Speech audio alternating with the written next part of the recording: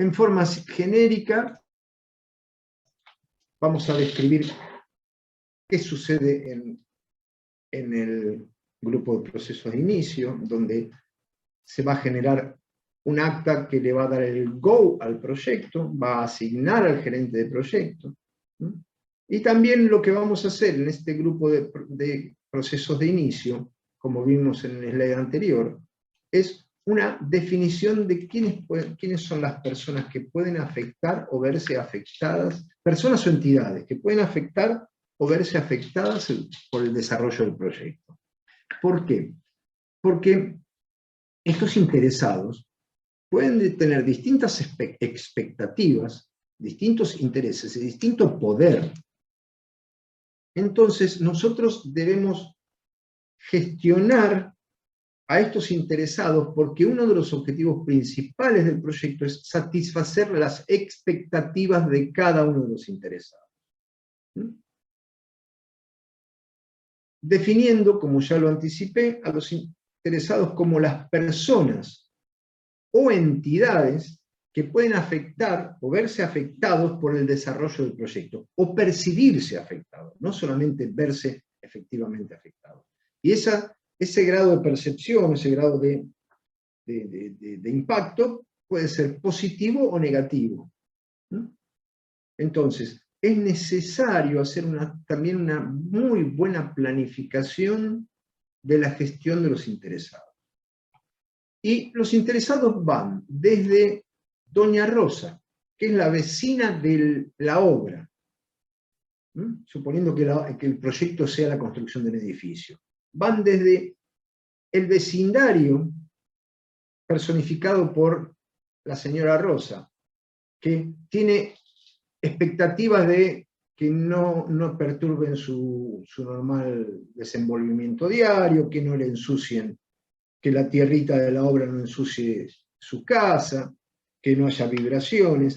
Van desde ahí hasta el sponsor, que es el que está poniendo el dinero para levantar el edificio, que tiene el interés de que el edificio se construya lo más rápido posible, con la calidad deseada, al menor costo posible, para poder empezar a vender los departamentos. Entonces, en ese contexto, fíjense la variedad de personas o entidades que pueden estar involucradas. Entra también como entidades el Estado, el municipio, que tiene otras expectativas, que cumplamos con los impuestos, que paguemos todos los impuestos, que tengamos todos los planos aprobados. Entonces, el proyecto debe planificar adecuadamente cómo va a manejar a cada uno o en forma colectiva a todos los interesados. Y para eso lo que vamos a tener que generar es un plan de proyecto. El plan del proyecto va a ser, de alguna manera, la conjunción de 10 planes de cada una de las áreas de conocimiento. ¿Por qué? Porque dentro del plan del proyecto nosotros vamos a tener, como aparece acá, el plan de gestión del alcance, el plan de gestión de cronograma, el plan de gestión de los costos, el plan de gestión de calidad. Que a medida que yo vaya avanzando en la planificación del proyecto, voy a empezar a agrandar esa carpeta, podríamos llamarle así, hasta que en el momento que yo termine de planificar todas las áreas de conocimiento, voy a estar en condiciones de, y esto lo digo en forma figurada, ¿no?, de darle esa carpeta, ese plan, a cualquier persona que llegue nuevo al proyecto y decirle, si vos lees el contenido de esta carpeta, vas a tener claro cómo vamos a manejar el alcance, los tiempos, los costos, la calidad, los riesgos, ¿no? Entonces, vamos a trabajar poniendo mucho esfuerzo, va a salir humo de las cabezas, buscando cuál es el mejor camino para encontrar los objetivos del proyecto. Y ese mejor camino va a estar plasmado en el plan para la dirección del proyecto. ¿Qué va a ser? Tan importante, tan amplio o tan reducido como el proyecto lo necesita.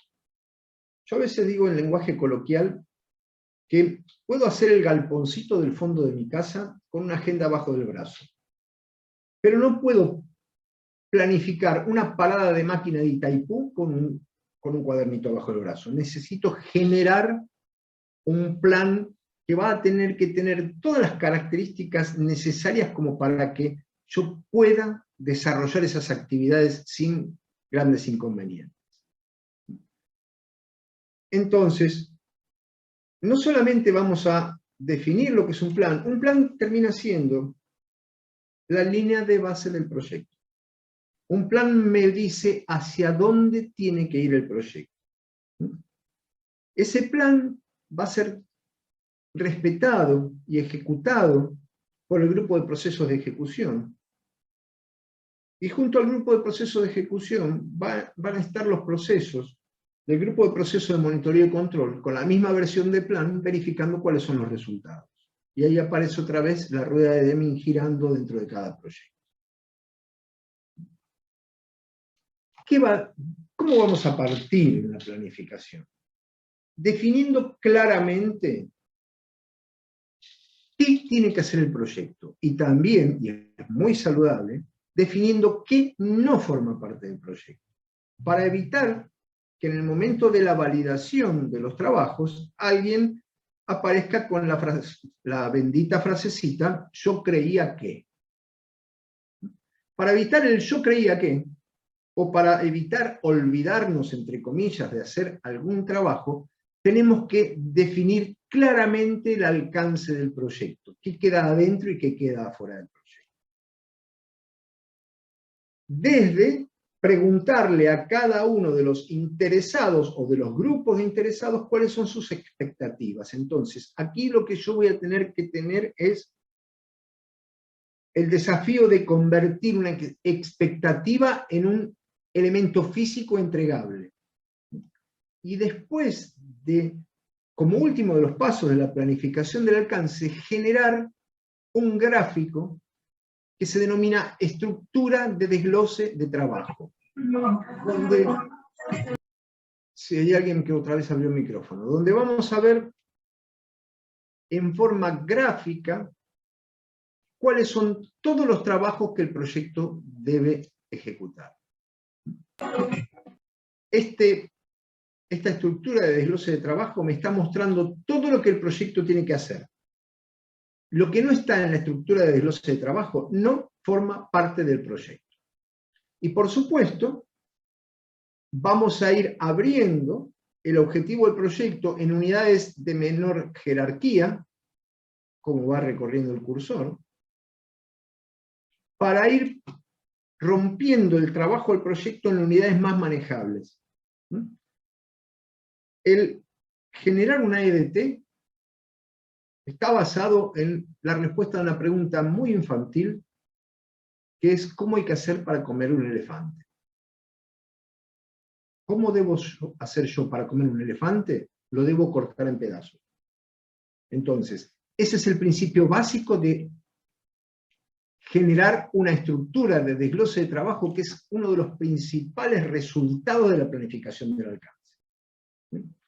Porque si yo digo proyecto, es difícil de entender, pero si yo defino más con otro nivel de detalle y otro nivel de jerarquía los cimientos del puente, por ejemplo, suponiendo que el proyecto fuera un puente, puedo encontrar unidades de trabajo más manejables y más controlables. Lo que también vamos a hacer desde la planificación es preguntarnos cuánto tardamos en ejecutar esos trabajos. Definiendo qué es lo que hay que hacer a través de un término técnico que es actividades, que son los verbos, cortar, pegar, imprimir, corregir, validar, ordenarlos adecuadamente, de acuerdo a criterios, algunos rígidos y algunos discrecionales del equipo de proyecto, para definir cuáles son los recursos que me van a permitir ejecutar estas actividades, de esa manera poder estimar su duración y encontrar, como aparece en este pequeño gráfico, lo que se denomina el cronograma del proyecto. a través de un gráfico de barras que tiene una línea de tiempo que se denomina diagrama de Gantt, y que tal vez ustedes lo hayan visto como resultado de trabajar con una herramienta de planificación de tiempo que es el Microsoft Project. Podrán en este momento decir, bueno, pero a mí me impusieron una fecha de finalización, no me preguntaron cuánto voy a tardar. Sí, está bien. Y lo mismo corre para los costos. Me imponen un presupuesto y no me preguntan cuánto voy a gastar. De una manera o de la otra, ¿debo pasar por estos procesos? Si a mí alguien me dice, tenemos que ejecutar este trabajo antes del 31 de diciembre y con $20.000, yo debo pasar por todos estos análisis para saber si puedo llegar al 31 de diciembre con el alcance que me están pidiendo y si me alcanzan los $20.000. Entonces, de una manera o de otra, siempre paso por estos pasos de planificación. Así como debo planificar cuánto voy a tardar para ejecutar un trabajo, tengo que claramente indicar cómo va a ser la evolución en el tiempo de los costos del proyecto. Para estar seguro que voy a desenvolver el proyecto, ya sea dentro de los tiempos estimados y validados. Cuando digo validados, es validado con mi cliente, en el caso de que me encarguen de hacer una casa, validado con el sponsor. Y otro de los conceptos es terminar el proyecto dentro de los costos validados, o sea, dentro de un determinado presupuesto. Vamos a tener que planificar cómo van a evolucionar los costos del proyecto en el tiempo. Vamos a tener que también planificar o acordar con la entidad financiera de mi organización, ya sea interna o externa a mi organización, cómo vamos a hacer para financiar el proyecto. Todo eso se va a hacer desde la planificación de los costos. Y hay un tema muy importante que dejé para este punto, pero que aparece tanto en tiempos como en costos, que es la contemplación de eventos no deseados que pueden impactar el cumplimiento de los tiempos o el cumplimiento de los costos. Que en un lenguaje coloquial, que en el lenguaje de todos los días, llamamos eventos no deseados y que la metodología denomina riesgos. Una estrategia de poder enfrentar a los riesgos, que son eventos que pueden suceder y pueden de alguna manera impactar en el cumplimiento de los objetivos del proyecto, una de las estrategias puede ser la asignación de reservas. Reservas que van a aparecer en el presupuesto y reservas que van a aparecer en el cronograma. Reservas que hoy la mayoría llama colchones por las dudas, y que después de analizar adecuadamente una metodología de planificación, van a dejar de llamarse colchones por las dudas para llamarse reservas para enfrentar determinadas contingencias.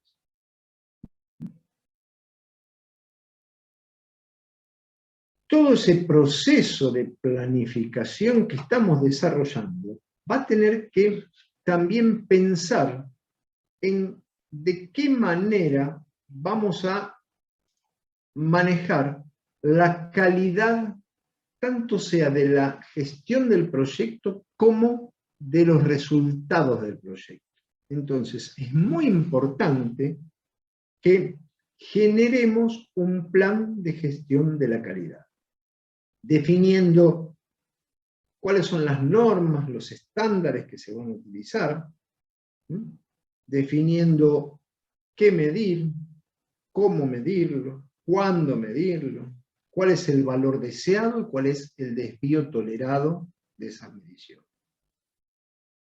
Apoyados en un concepto básico, que es que la calidad no se logra por inspección, La calidad se logra por prevención. ¿A qué se refiere este concepto básico? A que por más que yo me pare en la puerta de salida de mi organización y controle 100% los elementos que estoy produciendo, lo único que voy a lograr es tratar de evitar de que los defectos lleguen al cliente. Se me puede escapar un elemento defectuoso que termina en un cliente, pero no voy a poder bajar, y lo estoy diciendo en lenguaje coloquial, no estoy usando términos técnicos, no voy a poder bajar la aparición de defectos, de no conformidades. ¿Cuándo voy a poder actuar sobre eso? Cuando prevenga las no conformidades, cuando actúe previniendo de alguna manera los errores, a través de mejorar los procesos, a través de mejorar los diseños, estableciendo puntos de control intermedios en la ejecución de un trabajo. Entonces, todo eso lo vamos a analizar en la planificación de la calidad del proyecto, entendiendo que el planificar, ejecutar, controlar y actuar es parte de la mejora continua. Esta rueda de Deming, por eso se denomina rueda, va a girar permanentemente, haciéndonos subir en el plano inclinado de la mejora continua. Por supuesto, y esto ya es más de aplicación, si la organización tiene un departamento de calidad fuerte, si la organización tiene ya definida y declarada una política de calidad, el proyecto se va a adecuar a esa política de calidad de la organización. Si no existe una política de calidad, tendremos que definir para nuestro proyecto cuáles son los lineamientos políticos referentes a la calidad. Y algo que tal vez pasó desapercibido es que no solamente vamos a apuntar a la calidad de los resultados del proyecto, sino también vamos a apuntar a medir el desempeño de la gestión del proyecto, lo que me va a permitir mejorar la calidad de la gestión.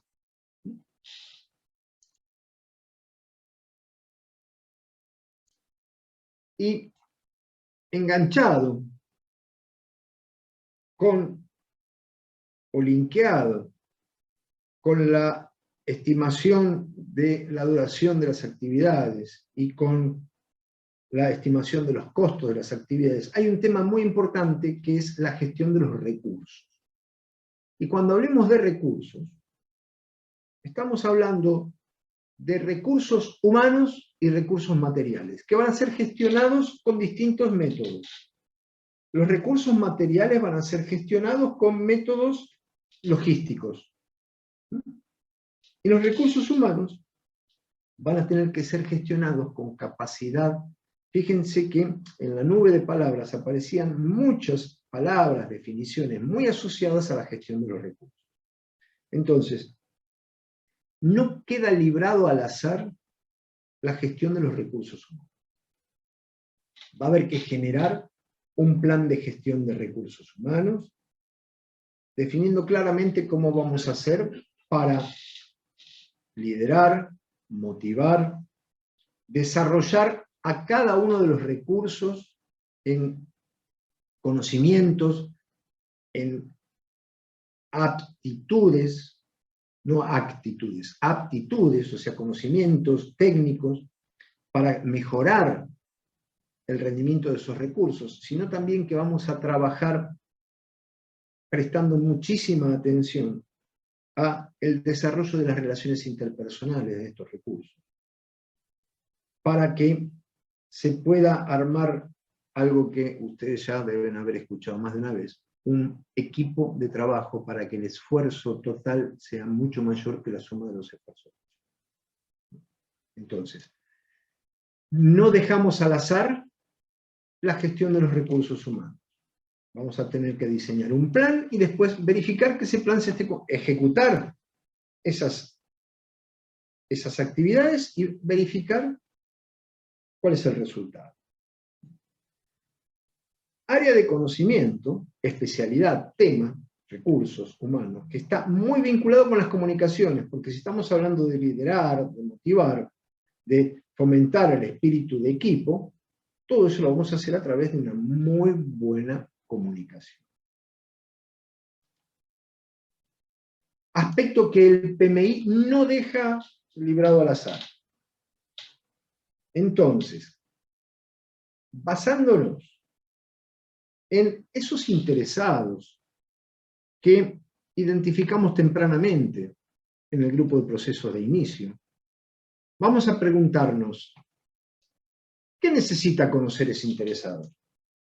¿Qué información le vamos a hacer llegar? ¿Por qué necesita esa información? ¿Quién va a generar esa información? ¿Con qué herramienta? ¿Cómo la vamos a distribuir? ¿Con qué grado de repetitividad necesita estar enterado de esa información? O sea, la periodicidad. Y vamos a tener que atender a cualquier inconveniente que pueda aparecer en la gestión de estas comunicaciones. A mí me gusta definir el plan de gestión de comunicaciones como asegurarse que el papel justo llegue al escritorio justo en el momento de la toma de decisión. Un papel incorrecto, que llega a un sitio incorrecto, o que llega tarde, no sirve para la toma de la decisión. Entonces, es muy importante asegurarnos que todos los interesados del proyecto van a recibir la información que necesitan en el momento que la necesitan. Para ello vamos a analizar modelos de comunicación, métodos de comunicación, y no nos vamos a olvidar de algo muy importante, que es la comunicación interpersonal que me va a permitir a mí liderar, motivar, gestionar equipos de trabajo. Entonces, vemos cómo están interrelacionados las comunicaciones con la gestión de los recursos humanos, y lo vamos a ver también reflejado en la gestión de los interesados del proyecto. Entonces, lo que parece un término muy simple es la manera de comunicarse. Es importantísimo desde dos aspectos: la interrelación de las personas y la circulación, y lo digo con un lenguaje muy llano, la circulación de los papeles dentro del proyecto.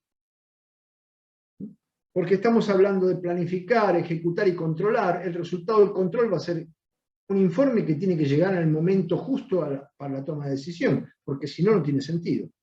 Entonces, todo esto condimentado por un modelito que vamos a ver, muy simple, que muestra cómo la cantidad de canales de comunicación que existen entre dos entes, o entre distintos entes, distintas personas, distintos sectores de la organización, van creciendo exponencialmente a medida que van apareciendo. Quiere decir esto que si yo agrego una persona o agrego un sector allá a mi red de comunicaciones, la cantidad de canales que se agregan no es uno solo, sino que se agregan muchos más. Entonces hay que prestar mucha atención a que la información no circule por los pasillos, que la información circule por el medio justo, en el momento justo, y caiga en el escritorio que tiene que caer. Y a partir de que veamos, charlemos, analicemos los procesos de planificación de riesgos, vamos a tener que quitar de nuestro vocabulario la frase colchones por las dudas. Nosotros no vamos a hablar más de colchones por las dudas. Nosotros vamos a hablar de actividades o asignación de reservas para enfrentar determinados riesgos que tienen tal probabilidad de ocurrencia y pueden generar tal o cual impacto sobre los objetivos del proyecto. Porque si seguimos hablando de colchones por las dudas, vamos a seguir con lo que más de una vez hemos visto en la mayoría de las presentaciones, donde alguien dice, y miren, le vamos a poner un 25% más por eventualidades. Y cuando uno diga eso ante un director, no va a poder contestar la pregunta del millón, que es, ¿Por qué 25%? ¿Por qué no 20? ¿Por qué no 30? Bueno, haciendo una adecuada planificación de la gestión de los riesgos, vamos a poder contestar esa pregunta. ¿Por qué 25 y por qué no 30 o no 20? Porque entendamos que un riesgo es un problema que todavía no sucedió. Y podemos definir un problema como un riesgo que nos impactó. Estudiando, analizando cuáles pueden ser los riesgos que pueden ejercer algún impacto sobre los objetivos del proyecto y tratando como premisa básica de alguna manera clasificarlos. Vamos a trabajar identificando riesgos y diciendo estos son los más críticos, estos son los de criticidad media y estos son los de criticidad baja. Y en función de esa selección vamos a definir cuáles son las formas en que vamos a responder a los riesgos a través de lo que técnicamente se denominan respuestas a los riesgos. Por supuesto, acá hay toda una interacción entre todos los procesos de planificación, porque cuando yo determine que voy a necesitar ejecutar una determinada cantidad de actividades para enfrentar un riesgo, esas actividades van a tener que ser tenidas en cuenta en el cronograma, en el presupuesto, van a tener que tener una determinada calidad. Entonces, todo lo que haga cada una de las planificaciones está sincronizado, sintonizado o hasta enganchado con los demás procesos de planificación. Otro tema que no deja esta metodología librada al azar es manejar adecuadamente las adquisiciones o las compras del proyecto. Y aquí una observación. Esta, así como también el área de gestión de los recursos humanos, son dos áreas que están estrechamente restringidas por la política de gestión de la organización. La organización es muy seguro que tenga su política de gestión de recursos humanos, y la organización es muy seguro también que tenga su política de gestión de adquisición. Sin embargo, fíjense que a dónde voy con esto que termino de decir. Ahora, en el primer slide, donde se hablaba del contexto del proyecto, cómo la organización puede ejercer influencia para con la gestión del proyecto. No obstante, va a haber definiciones que van a quedar del lado del gerente del proyecto, o del lado de la planificación del proyecto. La más importante es pararnos delante del trabajo que hay que hacer, que hoy sabemos que está reflejado en la estructura de desglose de trabajo, pararnos delante de esa estructura de desglose de trabajo y preguntarnos, de todo esto que está acá, ¿qué nos conviene hacer con mano de obra propia o qué nos conviene tercerizar? Analizando cuáles son los riesgos asociados a esas decisiones. También vamos a tener que definir claramente cuánto comprar de lo que estemos solicitando, cuándo comprarlo. Acá viene una relación estrecha con el cronograma. ¿Cómo comprar?